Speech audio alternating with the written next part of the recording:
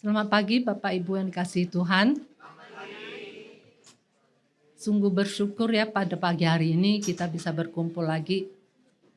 Minggu lalu kita tidak ada persekutuan dan persekutuannya hanya diadakan online karena ada keadaannya tidak memungkinkan dan keadaan tidak baik-baik saja sehingga gereja mengadakan persekutuannya lewat online yaitu lewat YouTube ya. Ibu-ibu ada ikuti? Ada ikut? Iya. Nah, sebelum mulai ibadah, mari kita ambil waktu hening sejenak.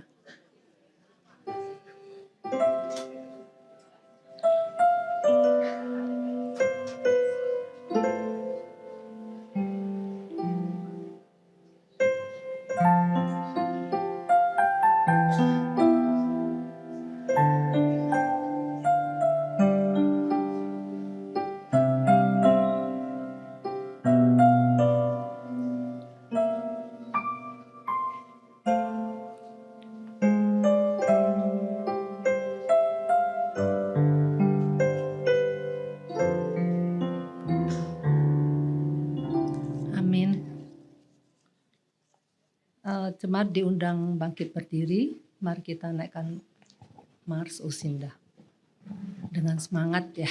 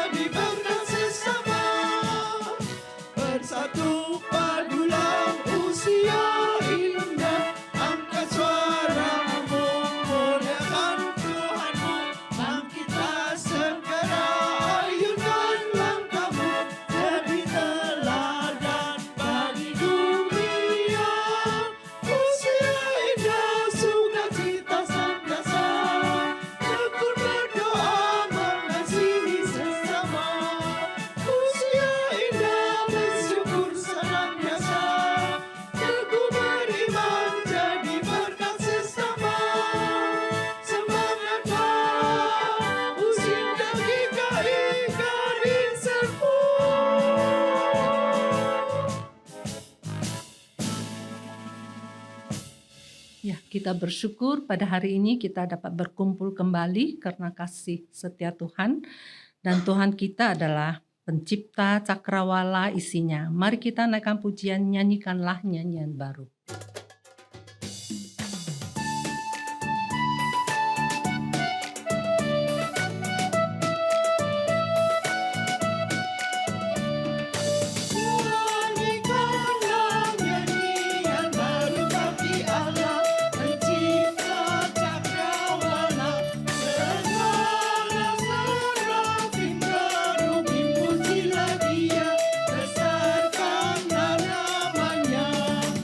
So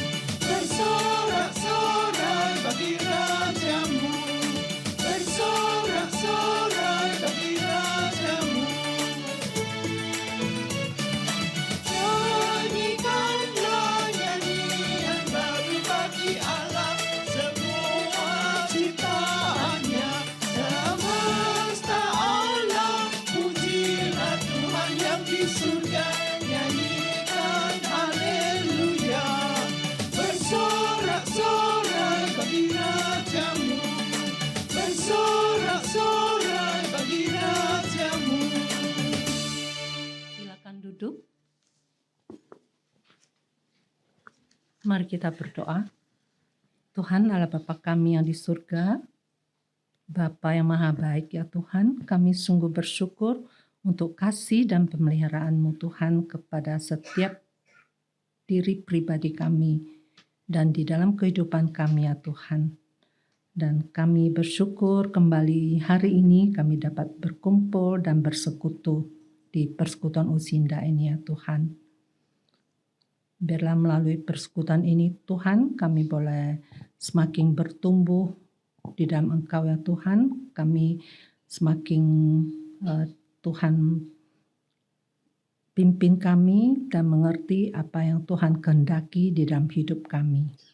Tuhan, kami juga rindu memuji Engkau dan mendengarkan firman-Mu. Kiranya Tuhan berkati hamba-Mu, Pendeta Pramudia Hidayat yang akan menyampaikan firman-Mu, memberikan yang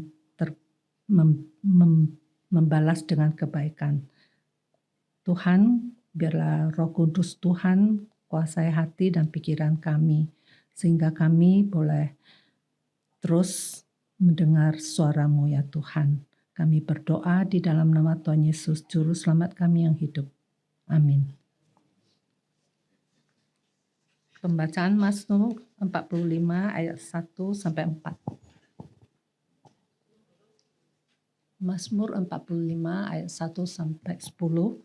Kita bacanya bertanggapan ya. Ayat 1 saya, nanti ayat kedua Bapak Ibu. Untuk pemimpin biduan menurut lagu Bunga Bakung dari kaum Korah, nyanyian pengajaran, nyanyian kasih.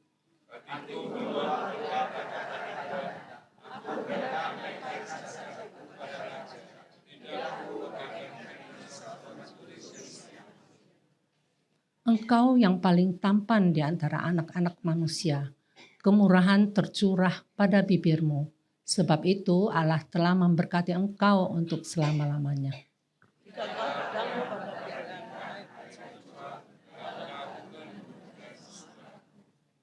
Rebutlah kemenangan demi kebenaran, peri kemanusiaan dan keadilan.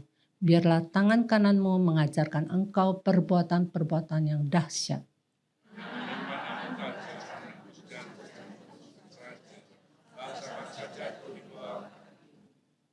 Tahtamu kepunyaan Allah untuk seterusnya dan selamanya, dan tongkat kerajaanmu adalah tongkat kebenaran.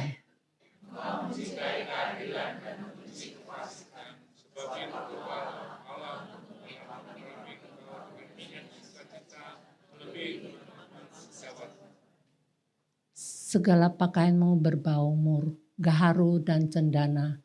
Dari istana gading, permainan kecapi menyukakan engkau.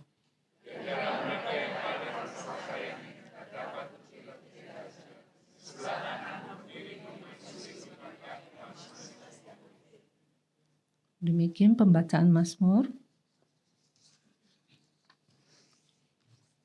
Mari kita naikkan pujian Setiamu Tuhan tiada bertara.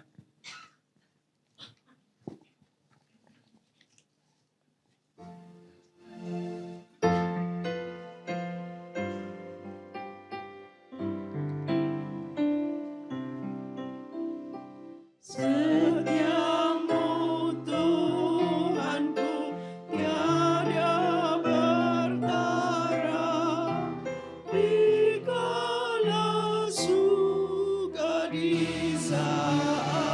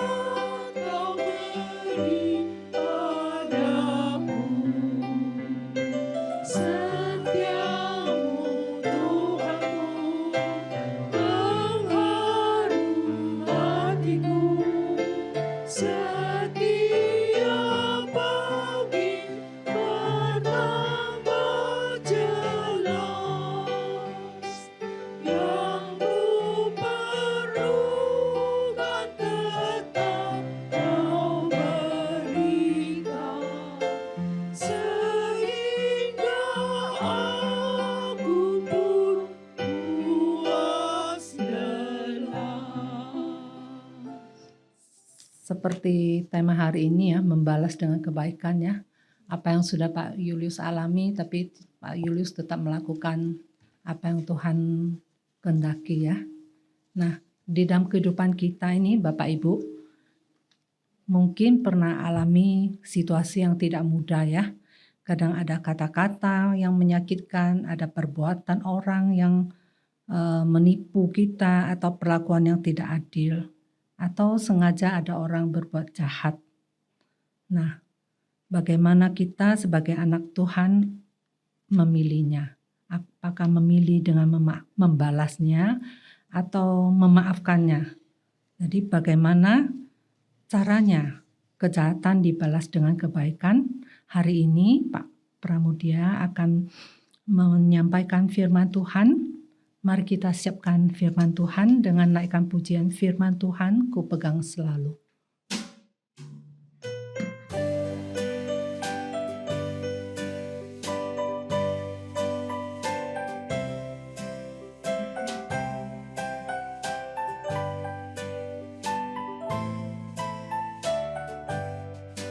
Firman-Mu ku pegang selalu, saat duka, saat senang, jalan hidup yang akan datang, tangan Tuhan yang memegang. Pencobaan menghimpit aku dan menjadi keluhanku.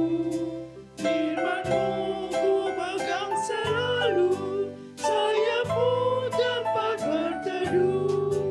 Firman-Mu Tuhan ku pegang selalu. Hilanglah keraguanku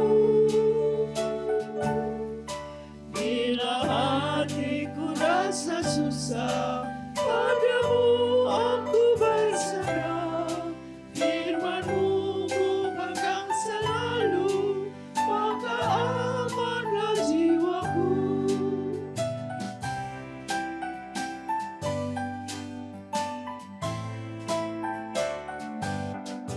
Firman-Mu ku pegang selalu, saat duka, saat senang, jalan hidup yang akan datang, tangan Tuhan yang memegang. Pencobaan menghimpit aku dan menjadi keluhanku. Firman-Mu ku pegang selalu, saya pun dapat berteduh. Firman-Mu Tuhan ku pegang selalu. Hilanglah keraguanku bila hatiku rasa susah, padamu aku berserah. Firman-Mu ku pegang selalu, maka amanlah jiwaku. Ya, baik saudara-saudari, mari kita bersama-sama berdoa sebelum kita masuk dalam pelayanan pemberitaan firman Tuhan. Bapa Surgawi, kami mengaku di hadapan-Mu bahwa kerap kali kami punya kesempatan untuk merespon apa yang kami alami. Khususnya bagian yang tak menyenangkan, yang sangat menyakiti hati kami, yang sangat mengecewakan, yang membuat kami marah. Kami jujur mengaku di hadapan-Mu bahwa kerap kali kami meresponnya dengan keras, dengan kasar, dengan acuh tak acuh. Kami belajar dari kebenaran sabda Tuhan bahwa itu adalah bagian yang Tuhan sesungguhnya tidak berkenan.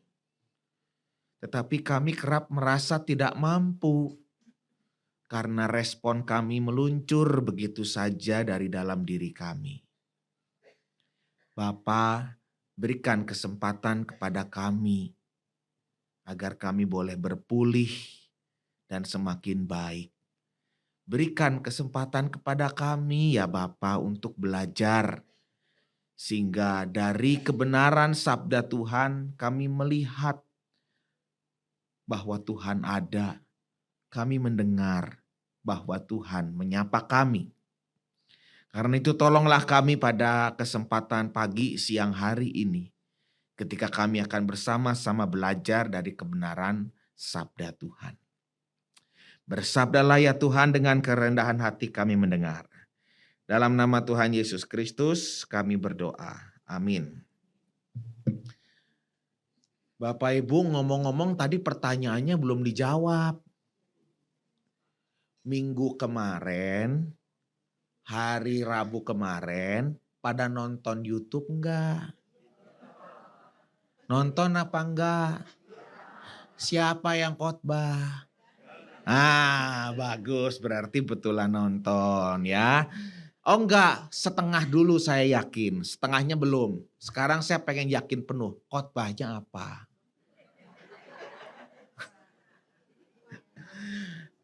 Kelalen. Ya enggak apa-apa ya. Mari kita membuka Roma pasal 12. Ayat 17 sampai 21.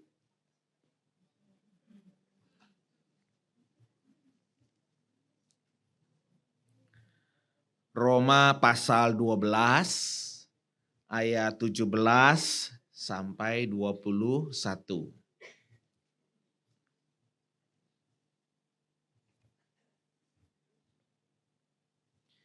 Janganlah membalas kejahatan dengan kejahatan. Lakukanlah apa yang baik bagi semua orang. Sedapat-dapatnya, kalau hal itu bergantung padamu, hiduplah dalam damai dengan semua orang. Saudara-saudaraku yang terkasih, janganlah kamu sendiri menuntut pembalasan, tetapi berilah tempat kepada murka Allah. Sebab ada tertulis, pembalasan itu adalah hakku. Akulah yang akan menuntut pembalasan. Firman Tuhan. Tetapi jika seterumu lapar, berilah dia makan. Jika ia haus, berilah dia minum. Dengan berbuat demikian, kamu membuat dia malu, seperti menumpukan bara api di atas kepalanya. Janganlah dikalahkan oleh kejahatan, tetapi kalahkanlah kejahatan dengan kebaikan. Demikianlah firman Tuhan. Berbahagialah kita yang mendengarkan firman Tuhan dan memeliharanya dalam kehidupan hari lepas hari. Haleluya. Bapak Ibu, saudara-saudari yang terkasih dalam Tuhan Yesus Kristus, karena bukan hari Rabu, Oma ini menjalankan kebiasaannya setiap jam 9 sampai siang dengan duduk di depan rumahnya. Kenapa? Kalau hari Rabu dia tidak duduk di depan rumahnya? Karena dia hadir di lansia. Pinter sekali ya saudara-saudara ini ya. Ya, jadi hari Kamis, Jumat, Sabtu, Senin, Selasa duduk di depan rumahnya. Kalau hari Rabu ke lansia. Kalau Minggu ke? Ya, bagus. Upahmu besar di surga. Oke, dia duduk berhari-hari. Dan duduk itu ada di depannya orang yang lewat-lewat. Karena hari itu banyak ya, tadi ada hari Selasa, Senin, Kamis. Maka yang lewat juga banyak. Nah, ketika duduk karena Oma ini adalah orang Kristen. Dan orang Kristennya juga orang GKI. Dan orang GKI-nya juga adalah GKI Gading Serpong. Gading Serpongnya juga spesifik, Komisi Usinda gitu ya. Maka Oma ini itu selalu menyapa siapapun yang lewat di depan rumahnya itu. Yang lewat bapak-bapak, selamat pagi, Tuhan berkati. Wah, yang lewat anak-anak, selamat pagi, Tuhan berkati. Semua orang yang ia lihat lewat di depan rumahnya disapa dengan selamat pagi, Tuhan memberkati. Nah, Oma ini merenung, saudara-saudara ya, dari setiap yang lewat lalu disimpulkan ada 3 macam orang. Yang pertama adalah orang yang menjawab sapaan itu, selamat pagi juga Oma, Tuhan berkati juga. Tuh tipe yang pertama. Rasanya gimana sih kalau ketemu sama orang tipe pertama seperti ini? Kita menyapa lalu dibalas menyapa. Rasanya gimana? Wah senang. Mau nggak ngasih uang sama orang yang kayak begitu? Loh katanya senang ya kan? Mau nggak? Ya, maulah, orang baik kok ya. Ya kita kasih angpau gitu boleh lah. Apalagi kalau anak kecil yang lewat begitu kan. Ya kita senang. Kita rasa puas, kita rasa gembira ketika ucapan selamat pagi kita direspon, ketika kebaikan kita juga direspon dengan kebaikan. Ya. Nah ini tipe yang kedua nih saudara-saudara, yang Oma itu juga rasakan. Selamat pagi, Tuhan memberkati. Ya.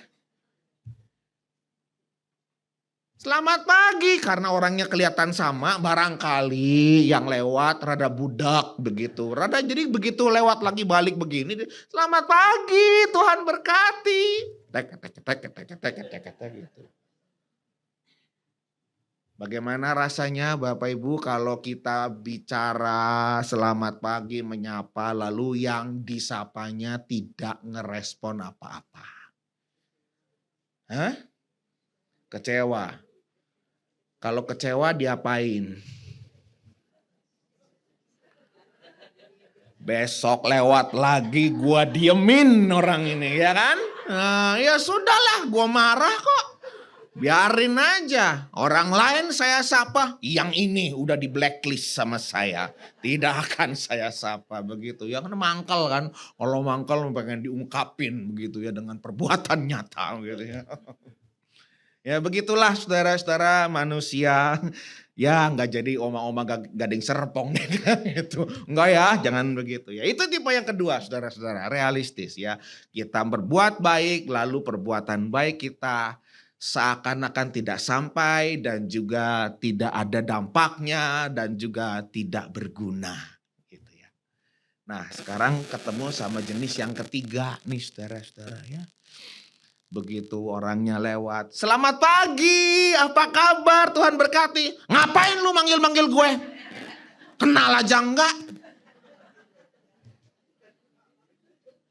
Jadi ada 3 macam kan. Yang pertama membalas, merespon. Yang kedua cuek bebek. Yang ketiga dinosaurus.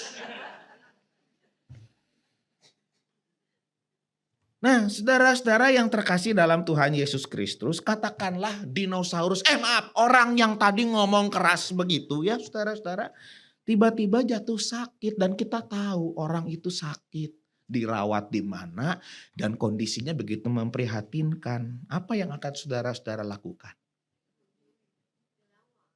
Dilawat, dikunjungin, oke. Waktu datang ngunjungin melawat saya tanya, apa omongan saudara-saudara kepada dinosaurus itu? Serius, apa yang akan saudara-saudara katakan? Rasain loh, bener-bener ini. Aduh. Apa? Oke, ada jawaban pertama. Kan seperti Oma yang tadi ada 3 pengalaman, maka ini ada jawaban model pertama. Rasain loh gitu ya. Ya. Barangkali ada jawaban lain yang lebih bagus. Apa? Ada jawaban kedua. Didoain. Doanya apa? Biarlah kehendakmu yang jadi Tuhan. Supaya cepat Sembuh saudara-saudara ya. Tolong ya, cepat sembuh. Ya. Ada lagi yang ketiga? Datang di doa. Tadi datang ke sana. Jawaban pertama, datang sana, rasain lu. Datang ke sana, nomor 2, doain cepat sembuh. Datang yang ketiga, ada lagi jenis yang lain? Bawa makanan, tinggalin angpau, cerdas. Hebat, saudara-saudara ya. Saya mau daftar lah jadi dinosaurus lah. Siapa tahu kalau ketemunya oma-oma Gading Serpong ini, datang itu namanya buah itu. Lah baik saudara-saudara, oma ini dengan sungguh-sungguh punya pengalaman seperti itu. Dia datengin orang yang tadi bilang, apa lu panggil-panggil gue. Lalu datang ke sana ketika berdoa dan kemudian cepat sembuh, maka yang muncul reaksinya dari orang yang didoakan itu adalah pertanyaan, kenapa kamu berbuat baik kepada saya? Nomor 2, kan saya selama ini kasar sama kamu. Jadi gimana saudara-saudara kita tiba-tiba harus menjawab pertanyaan itu, kenapa kamu berbuat baik kepada saya? Saya kan udah jahat sama kamu. Ayo jawabannya apa ayo?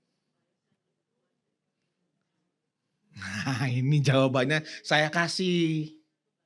Karena, coba bareng-bareng ya, baca bareng-bareng ya. Nanti kalau sampai kejadian, oma-oma, opa-opa ketemu dinosaurus yang sakit. Lalu kemudian ia berkata, kenapa sih kamu baik sama saya? Padahal saya udah jahat sama kamu. Jawabannya 1, 2, 3.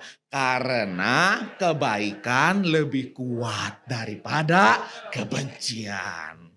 Ya, jawab gitu sama orangnya. Karena kebaikan lebih kuat daripada kebencian. Nah, saudara-saudara yang terkasih dalam Tuhan Yesus Kristus, kita tadi membaca kitab Roma ya, pasal 12 ayat 17 sampai 21.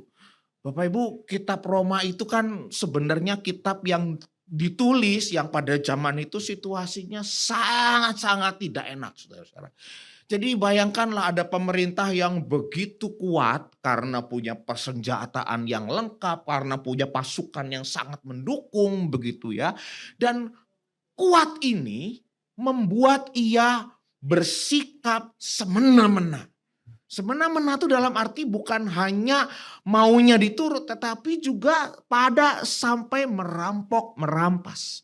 Pokoknya karena saya kuat, saya bisa apa saja. Karena saya begitu kuat, saya harus dapat semua yang saya mau.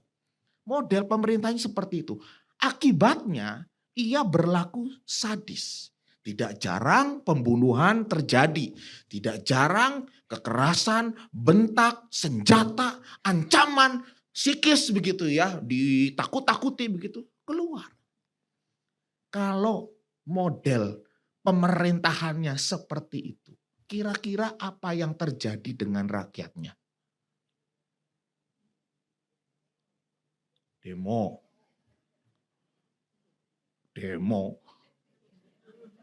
Apa berani? Nggak kan? Ya nggak berani. Oke, saya pegang jawabannya. Mau demo tapi nggak berani. Mangkel tapi nggak keluar. Akhirnya apa? Deg-deg. Akhirnya apa? Sesak. Akhirnya apa? Ya UGD. Tapi saudara-saudara, situasi yang terjadi pada saat itu yang dibaca oleh Rasul Paulus adalah orang-orang ketika punya pemerintah yang seperti itu, sadis, jahat, dan begitu otoriternya, yang akan terjadi dengan orang-orang yang di bawah, grassroots itu, warga itu, mereka jadi pendendam. Kalau satu saat situ terguling, jatuh, lihat aja nanti. Itu yang terjadi. Wajar nggak? Wajar nggak? Warganya akan berpikir dan merasa satu saat ya, gua akan ada di atas. Satu saat ya, kalau gua udah di atas, gua keluarin semua. Luka-luka gua habisin kamu, gua balas. Jadi dendam itu muncul bukan pribadi, tetapi pribadi demi pribadi. Massa, besar, banyak. Dan itu bisa jadi kekuatan yang luar biasa tadi ya. Mungkin demonya kalau kecil-kecilan ya kalah gitu dengan pemerintah yang saat itu punya senjata. Tapi kalau kekuatannya begitu besar, destruktif dan seterusnya. Nah, saudara-saudara, konteks situasi yang seperti ini dilihat oleh Rasul Paulus. Konteks ini memprihatinkan bagi Rasul Paulus. Konteks ini berpotensi menimbulkan kehancuran yang lebih besar lagi. Maka Paulus mulai dengan orang yang ada di sebelahnya. Tambah banyak, tambah banyak. Siapa yang ada di sebelah Rasul Paulus? Orang Kristen. Para pengikut Yesus. Paulus akan mulai dari orang-orang Kristen yang ada di kota itu, mau mempengaruhi supaya jangan terjadi destruksi, kerusakan nanti yang lebih besar karena dendamnya ini begitu kuat. Apa yang dilakukan Rasul Paulus? Rasul Paulus ngajarin. Sekarang pemerintahnya kelihatan kuat. Mungkin orang yang di luar sana bilang kelihatannya keren. Tapi ingat dan hati-hati, kuat, keren itu bukan perkara tentang senjata yang dimilikinya. Kuat, keren bukan tentang pasukan banyak atau sedikit yang dimilikinya. Kuat ataupun keren kelihatan pada bagaimana kehormatannya. Kehormatannya. Kalau dia bisa jaga kehormatannya itu dengan baik, itu keren, itu kuat. Kalau misalnya ternyata kita sama saja jahatnya seperti pemerintah yang sedang berlangsung pada saat itu, di mana kerennya? Martabatnya nggak lebih tinggi kan? Tapi Rasul Paulus mengingatkan, kalau mau keren, kalau mau kuat, dilihat dulu bagaimana sikapnya. Bagaimana kehormatan dari sikap yang dia lakukan, martabat dalam hidupnya. Jadi martabat orang percaya ditemukan di dalam perbuatan baiknya. Tidak pernah ditemukan pada pembalasannya. Emang ada kalau orang berbuat jahat lalu ada korbannya, lalu ketika korbannya balik berbuat jahat, lalu dibilang keren. Enggak ada. Tapi yang ada apa? Ini kapan sih selesainya kalau kayak gini terus? Betul gak?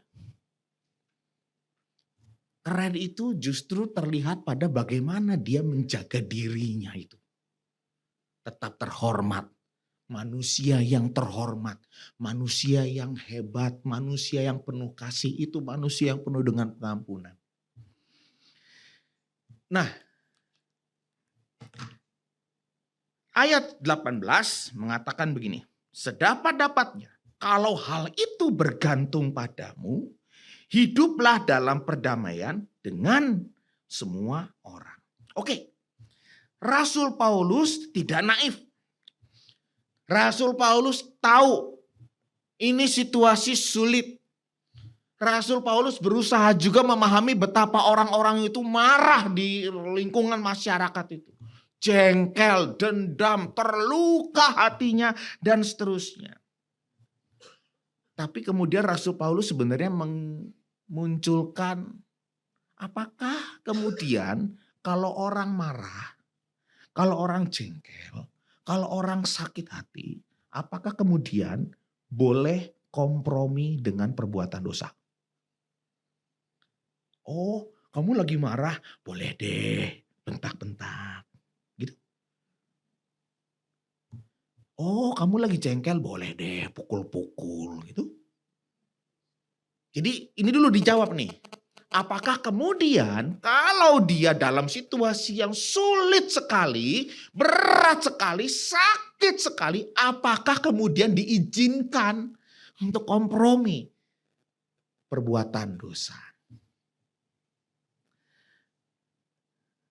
Makanya kata-katanya adalah sedapat-dapatnya kalau hal itu bergantung padamu, hiduplah dalam perdamaian. Tidak ada kompromi. Jadi berjuanglah dengan optimal. Jangan sampai ada perbuatan dosa yang dilakukan. Jadi Paulus tuh pengen bilang begini, damai itu adalah kesaksian iman, kesaksian yang sangat berdampak daripada sekedar mempertahankan ego. Ketika saudara-saudara bertahan dan sangat teliti ini perbuatan dosa apa enggak, dan kemudian kita no,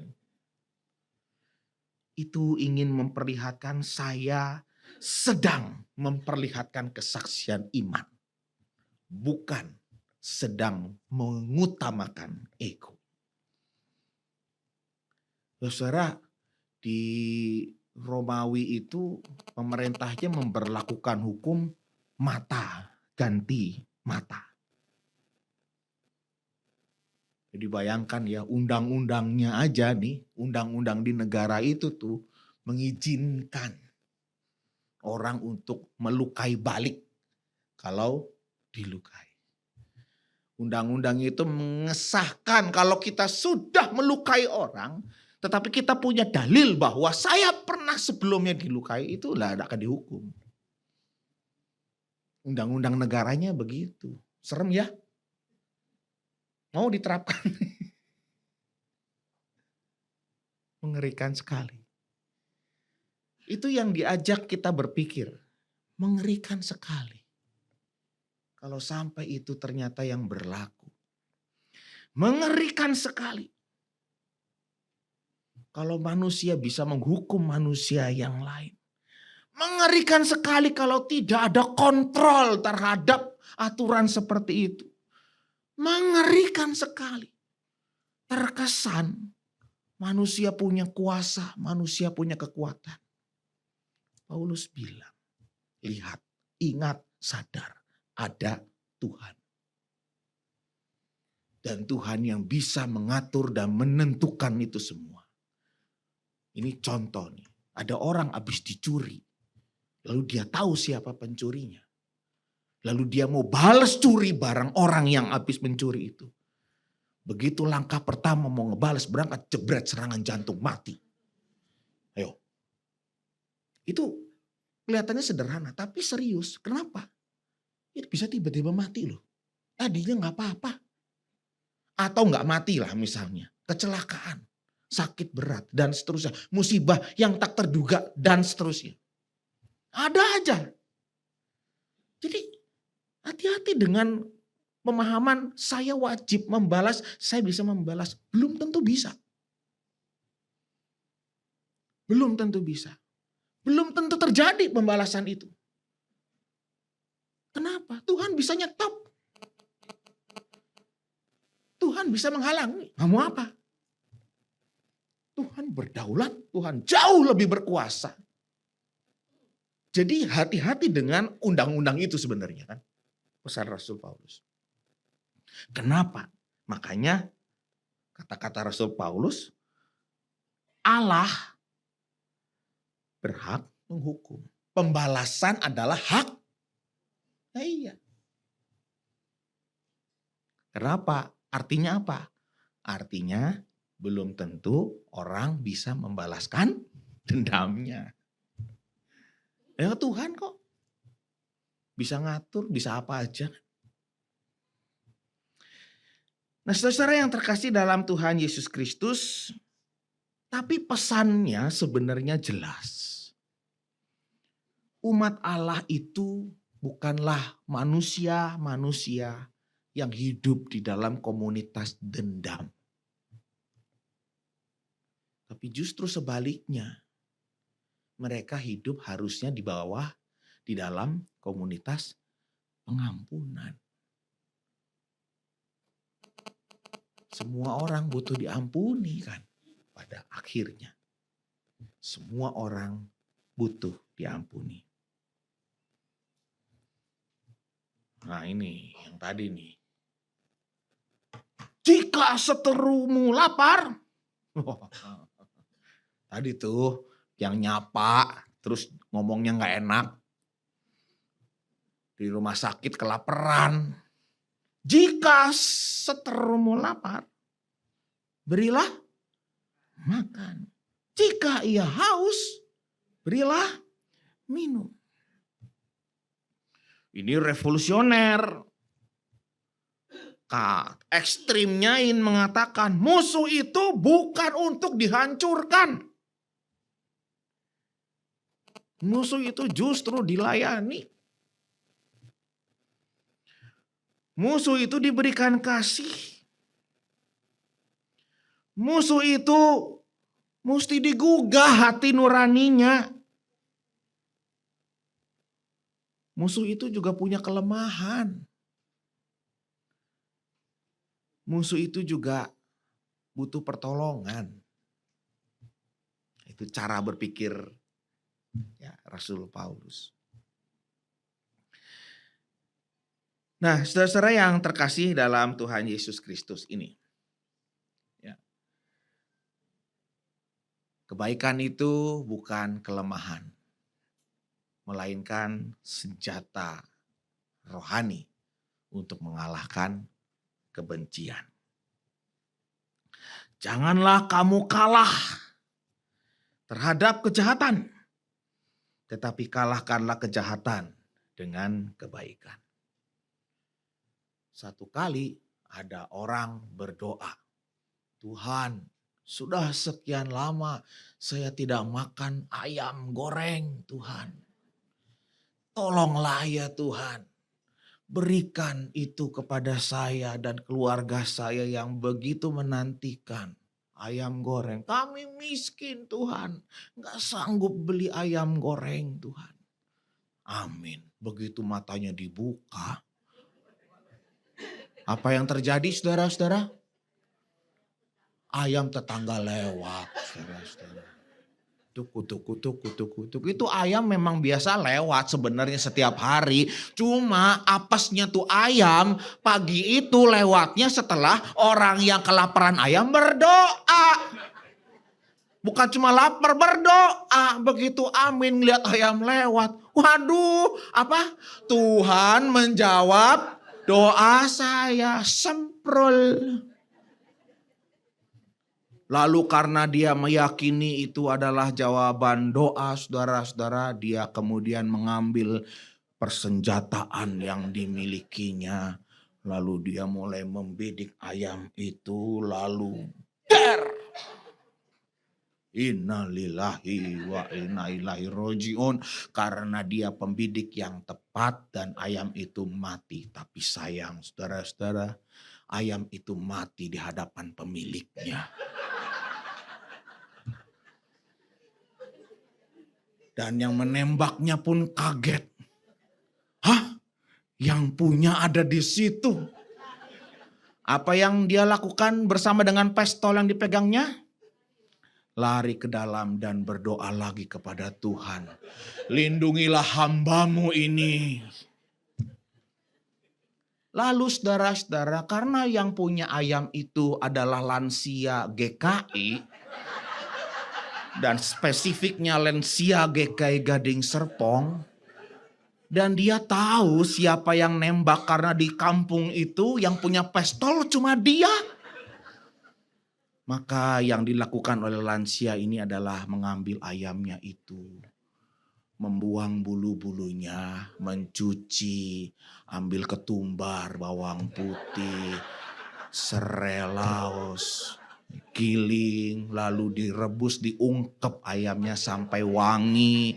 Lalu diangkat, ditiriskan, lalu digoreng sampai warnanya coklat dan bayangkan harum wanginya. Wanginya itu nyebrang sampai kepada rumah yang punya yang sudah nembak ayamnya itu saudara-saudara. Lalu ia bawa ayam goreng itu ke sebelahnya. Ini ayam goreng. Lalu yang menerima ayam goreng itu terdiam. Kenapa di bagian dadanya ada lobang? Tahu lobang apa? Pelor itu tehnya.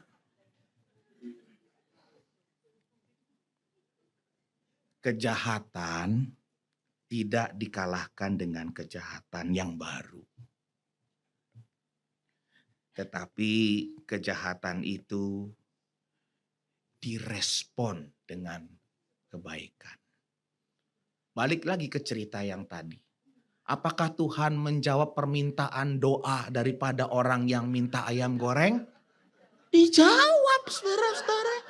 Karena memang doanya ayam goreng. Dan datang juga ke hadapannya ayam goreng. Tetapi dia terkejut. Tuhan memberikan yang lebih dari sekedar ayam goreng, kan? Tuhan memberikan ayam goreng yang dadanya bolong. Beserta dengan pengampunan dari tetangganya. Dia terharu. Dan mengatakan, tetanggaku baik. Lagi pertanyaannya, kenapa kamu berbuat baik? Padahal saya jahat sama kamu. Apa jawabannya tadi? Karena, ingat gak jawabannya? Ayo. Karena itu lansia GKI. Gading Serpong.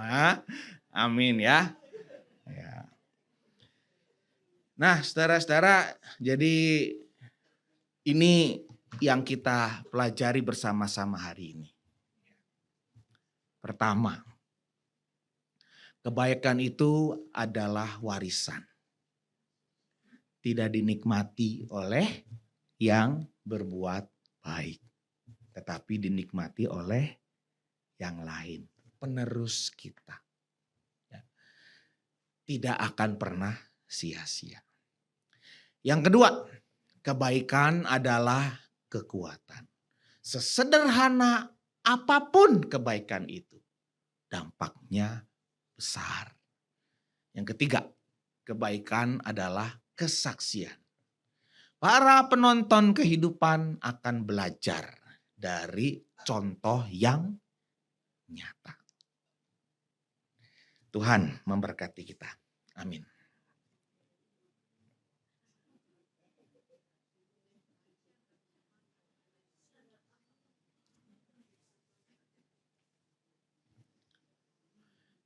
Ini ayat emasnya. Kita baca bersama-sama ya. 1, 2, 3. Matius pasal 5 ayatnya yang ke-44.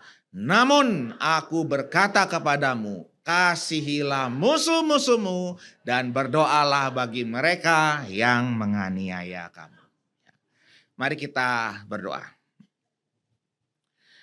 Tuhan, kami bertekad mau berproses dengan apa yang kami rasa di dalam hati kami ini. Kami ingin belajar menjadi pewaris-pewaris kebaikan Tuhan. Kami ingin belajar untuk mengalami kekuatan dengan segala kebaikan yang bisa kami lakukan. Dan kami mau belajar semakin meyakini bahwa kebaikan berdampak bagi banyak orang dan begitu luas. Siang hari ini kami mau berdoa. Dalam doa syafaat kami mengingat saudara-saudari kami. Mike, yaitu anak Ibu Wanti, Tuhan berkati dalam proses pengobatan dan pemulihannya. Ibu Yeti, kami mohon berkat Tuhan untuk pemulihannya pasca operasi katarak. Bapak Sugiono, kami mohon berkat Tuhan untuk pengobatannya dan pemulihan kesehatannya. Dan kami berdoa untuk pengurus dan seluruh warga gereja Usinda. Berkati dengan kesehatan serta berkati keluarga dan keluarga besarnya Dinamika yang terjadi di dalam keluarga biarlah itu menjadi sebuah sarana berdoa bersama-sama, bersatu hati, dan menyerahkan segala perkara ke dalam tangan kasih Tuhan. Kami berdoa ya Tuhan untuk program kerja Usindah yang sudah direncanakan kiranya dapat berjalan dengan baik. Membawa berkat bagi banyak Usindah dan sesuai dengan rencana Tuhan. Kami terus berdoa untuk proses pembangunan gedung GKI Gading Serpong. Tuhan yang pakai kami untuk segala kebutuhan dan pakai kami untuk boleh hidup sebagai gereja Tuhan. Kami berdoa untuk saudara-saudari kami yang berulang tahun. Kami mengingat Ibu Tuti Setiawati 5 September, Bapak Nasikin 6 September, Ibu Heti Suhendra 7 September, Ibu Lydia Lani 8 September, dan Ibu Sri Haryati Taswin 10 September.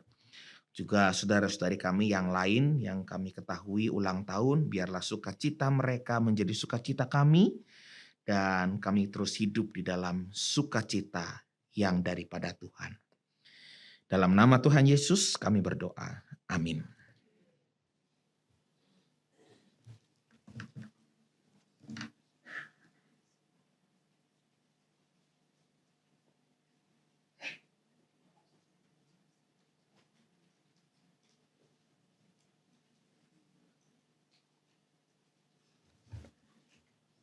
Terima kasih Pak Pram firman-Nya pada hari ini. Kiranya Tuhan memberkati pelayan Bapak. Ibu-ibu, ada yang masih ingat gak tadi yang dikatakan Pak Pram? Ayo, kalau masih ingat nanti Pak Pram mau kasih hadiah ya Pak? Ada apa ya? Kasih ayam goreng hadiahnya. Ya, ada. Tadi saya ada catat karena kebaikan lebih kuat dari kebencian. Terus pembalasan adalah haknya Tuhan ya. Kebaikan bukan kelemahan, melainkan senjata rohani yang mengalahkan kebenciannya. Musuh bukan dilawan, musuh punya kelemahan. Musuh juga butuh pertolongan, musuh juga butuh pengampunannya. Banyak sekali hari ini kita dapatkan berkatnya Tuhan, dan saat ini kita mau memberikan persembahan sebagai ungkapan syukur kita kepada Tuhan.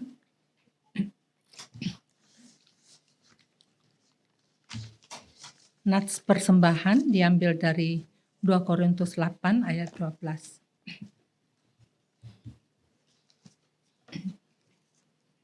Sebab jika kamu rela memberi, pemberianmu akan diterima berdasarkan apa yang ada padamu, bukan berdasarkan apa yang tidak ada padamu. Mari kita naikkan pujian. Terima kasih ya Tuhanku.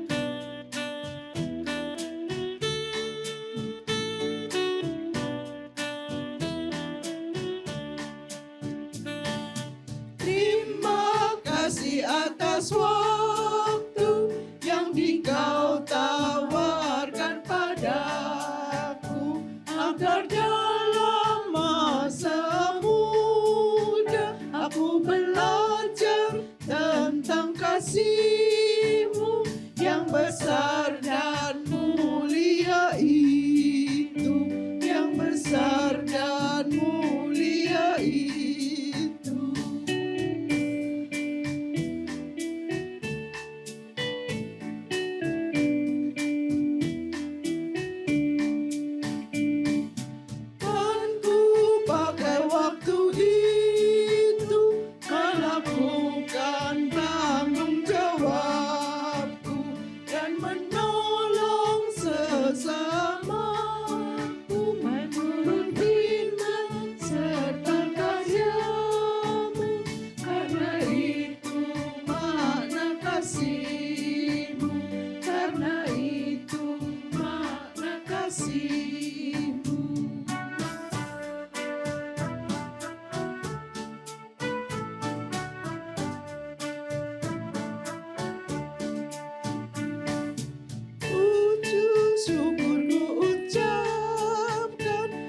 atas waktu pemberian.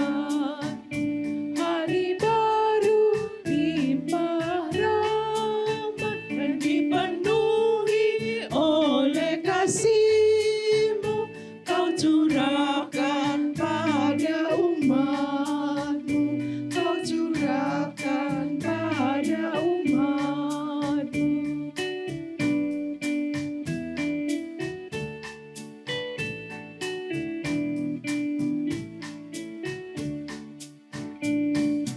Terima kasih atas waktu yang Engkau tawarkan padaku, agar dalam masa muda aku belajar tentang kasih-Mu yang besar dan mulia itu, yang besar dan mulia itu. Jemaat diundang berdiri. Mari kita berdoa. Tuhanlah Bapa kami di surga, sungguh kami bersyukur ya Tuhan. Pada siang hari ini kami boleh belajar sebagian firman-Mu ya Tuhan. Tolong kami dalam kehidupan kami maupun banyak yang kami ketemu ya Tuhan. Hal-hal yang mungkin tidak nyaman dalam hidup kami, tapi kami mau membalasnya dengan kebaikan-Nya Tuhan. Dengan kebaikan Tuhan, tolong kami, biarlah apa yang kami lakukan boleh mencerminkan kehendak-Mu ya Tuhan, karena kebaikan lebih kuat daripada kebencian, dan kebaikan boleh dibalas dengan seperti yang Engkau ajarkan di dalam kehidupan kami. Terima kasih Tuhan, saat ini kami bawa persembahan sebagai ungkapan syukur kami atas berkat-berkat Engkau curahkan pada kami, dan terimalah Tuhan, dan pakailah persembahan ini sebagai untuk pekerjaan-Mu ya Tuhan.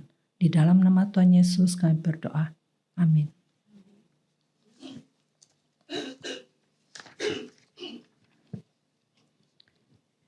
Tuhan memberikan perintah baru kepada kita agar di antara kita saling mengasihi seperti Tuhan mengasihi kita, sehingga semua orang tahu kita murid-Nya. Mari kita naikkan pujian perintah baru.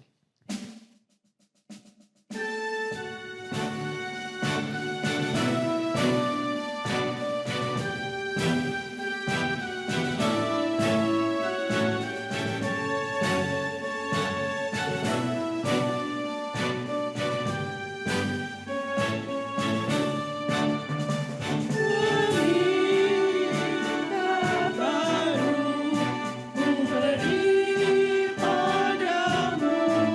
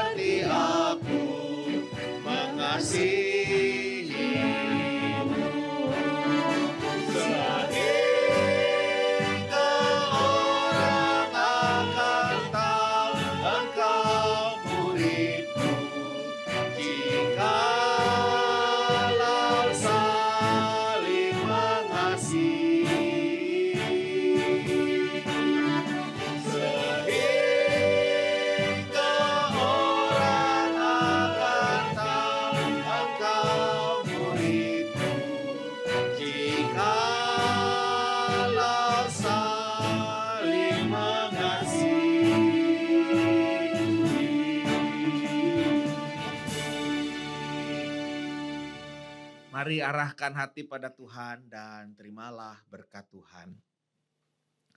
Tuhan memberkati engkau dan melindungi engkau.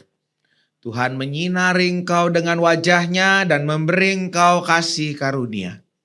Tuhan menghadapkan wajah-Nya kepadamu dan memberi engkau damai sejahtera. Amin.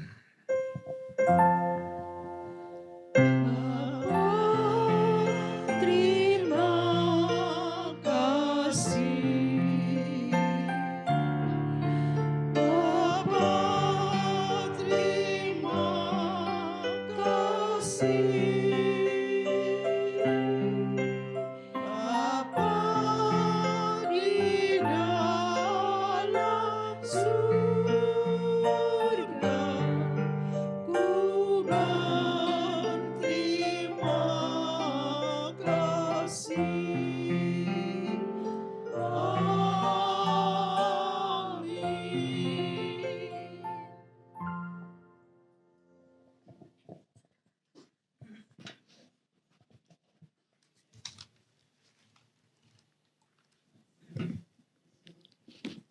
Bapak, Ibu, Oma, Opa, selamat siang. Ya, mohon perhatiannya ya untuk beberapa pengumuman. Atas nama pengurus kami mengucapkan terima kasih kepada Bapak Pendeta Pramudia Hidayat. Kemarin-kemarin saya salah ya Pak, manggilnya Bapak Pramudianto ya Pak. Oh maaf saya lihat lama ini. Udah lama saya kok bapaknya nggak bilang gitu. Pas saya lihat, oh Pak kemarin pas ditayangin, oh Pak Pramudia. Maaf ya Pak ya. Besok dikirim ayam goreng, iya. Iya, terima kasih Pak Pendeta Pramudia Hidayat untuk firman Tuhan hari ini. Kiranya Tuhan memberkati pelayanan Bapak. Terima kasih juga kepada pemimpin pujian Ibu Vivi, singernya Ibu Aji Karjati dan Ibu Linawati. Kemudian pemusiknya Ibu Novi.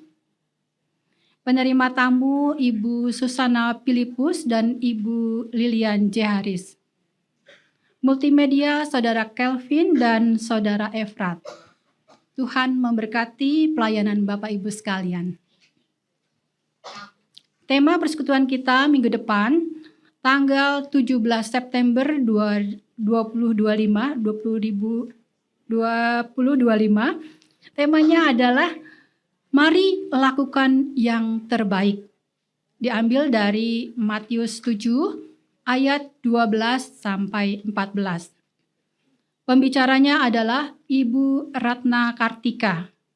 Pemimpin pujian Ibu Anita Citrawati. Singernya adalah Ibu Rini Raharjo dan Ibu Kristiana Kumala. Pemusik Ibu Anita Purwanti. Penerima tamu Ibu Sri Harijati dan Ibu Hernawati. Pembaca warta Ibu Yana Idris. Apakah ada tamu yang baru pertama kali hadir pagi hari ini? Ada? Silakan maju ke depan, Bu. Perkenalkan ya nama dan alamatnya.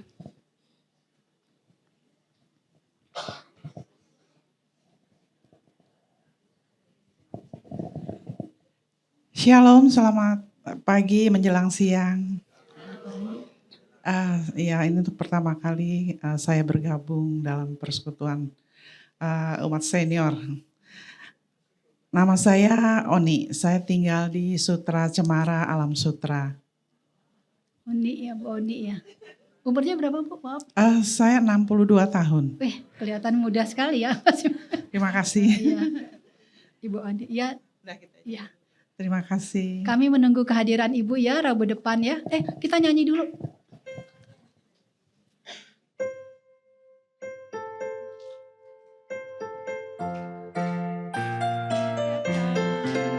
Kepada teman-teman yang baru, kita bersyukur kepada Tuhan. Kita bersatu dalam nama-Nya.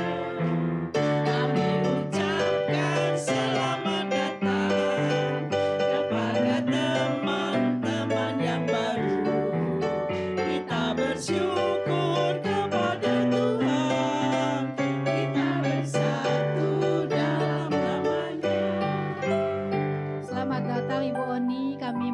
kehadirannya di Rabu mendatang.